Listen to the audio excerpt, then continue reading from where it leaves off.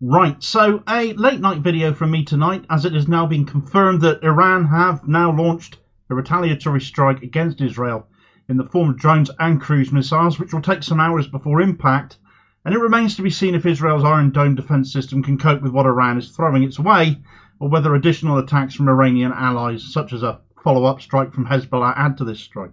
We knew this was going to happen. We knew it was coming.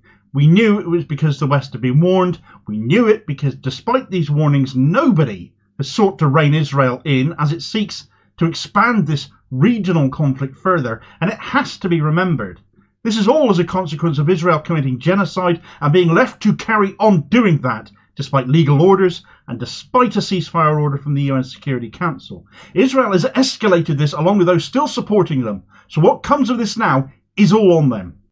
Right, so Iran, as we absolutely knew they would, they do not bluff about such things, are now retaliating for the airstrike by Israel on their consulate in Damascus. Right now, what we know is coming in on pretty much a minute-by-minute basis. By the time this goes out, some of what I say in a minute may already be academic.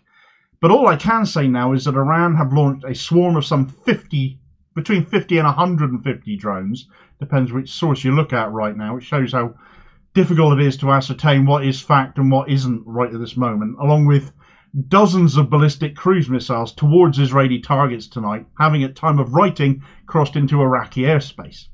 Now, we surmise something might have been in the offing earlier tonight when Jordan announced it was clearing its airspace. Iraq have since done likewise for obvious reasons, as have Israel and Iran itself now. But what we're looking at here cannot be underestimated. We're in uncharted territory now, because Iran have never launched a direct attack themselves upon Israel before. But almost certainly we're going to see a wider escalation now as a result of it, with more nations being dragged into this mess, whether they necessarily want to be involved or not. And this is entirely the fault of every nation that has been aiding and abetting Israel, instead of dealing with it and its genocidal actions for the last 6 months in Gaza, when it was just Israel and Gaza. Instead of disciplining that spoilt brat of a nation, these Western nations have continued to cosset it. And look where we are now. A government now that wants even more, and now it's going to get it, because frankly we have no idea at this moment in time what will happen when that Iranian arsenal arrives in an operation Iran are calling True Promise, which is very much what they are keeping here. Will they be aided by allied interests as the evening goes on? Hezbollah were besieging the north of Israel and the Golan Heights last night. They may very well have been planning another attack, and indeed reports are coming in that Hezbollah are again firing into Israel as well. Another nation reputedly already coordinating an attack tonight too is Yemen, as missiles and drones are reportedly being launched from there as well. But again, it's waiting for a lot of details to be firmed up about exactly what is happening where. And it is also being reported that the Israeli equivalent of America's Air Force One, the Wings of Zion, has departed Israel in the last hour at time of writing. That's been confirmed by air traffic tracking websites, likely meaning Netanyahu has fled. It could be a ruse, but it likely means he's fled. And if that's true, Israel must be expecting significant damage, particularly, I would imagine, to Tel Aviv. Will the US retaliate here? Will the US and Iran supposedly have a deal with each other, knowing this was coming, to keep out of each other's way? If the US do intervene, they are putting their own bases throughout the Middle East under threat, not least the illegal bases they still have in Syria and Iraq.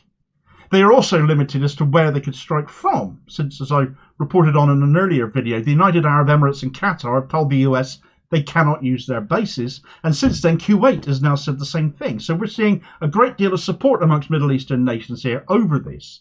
And that is totally understandable given Israel's conduct, certainly over the last 6 months, where tensions have been boiling over and disgust at their actions have heightened. There's a major caveat to Genocide Joe getting involved here aside from that, though. And he said it himself in a tweet from 4 years ago, as it happens, which he tweeted out on the 1st of June 2020. And he said, "Let's be clear. Donald Trump does not have the authority to take us into war with Iran without congressional approval. A president should never take this nation to war without the informed consent of the American people." Well, the same goes for you, Joe. Still, his belligerence has got everyone involved in this mess. This is a disaster of America's making in no small part, of Biden's making, of US foreign policy combined with Israel's obsession with colonialist expansionism, even in this day and age, into occupied territory it should have been evicted from decades ago. Because if Israel wants to be a democracy, and it is so often risibly referred to as the only democracy in the Middle East, you can't be democratic and be an illegal occupier. None of this was inevitable. This did not begin with Iran. This is on Israel and the US and every other poxy nation and organisation that has supported them, from our government in the UK, to the official opposition of the UK as well, to Germany, to the EU, and more. Israel, meanwhile, has announced restrictions to the movements of civilians, and actually when it comes to Israel, I can't decide if this is a good or a bad thing.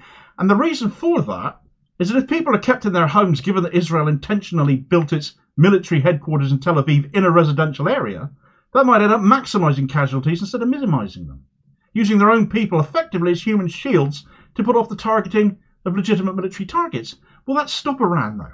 I fear not. But making matters even worse for Israel is that they have been experiencing power outages all day as well, as a group of hackers calling themselves the Cyber Avengers, who have ties to Iran, announced this was their doing, as they have targeted urban centres like Tel Aviv and the northern city of Netanyahu. Apparently Israel have been trying all day to pass these off as technical faults and nothing to worry about. But apparently that is not the case. So will they strike again later tonight? And yet, despite all of that, if there can be one ray of hope on the horizon at all of this, is that despite the danger in Tel Aviv tonight, despite it appearing that Netanyahu has fled the scene, despite their city being a very likely target in the next few hours, people are still out protesting against Netanyahu, against the regime, against what they're doing, and are actually protesting outside of that Ministry of War despite the very real danger there. And I would sincerely hope they get to a place of safety very soon. Israel's apparent runaway leader tonight, by bombing Iran's embassy, laid down a declaration of war. If he has now run away from what he had asked for, I would hope those calls for him to grow infinitely louder. And I sincerely hope people can find safety tonight. Cheers, folks.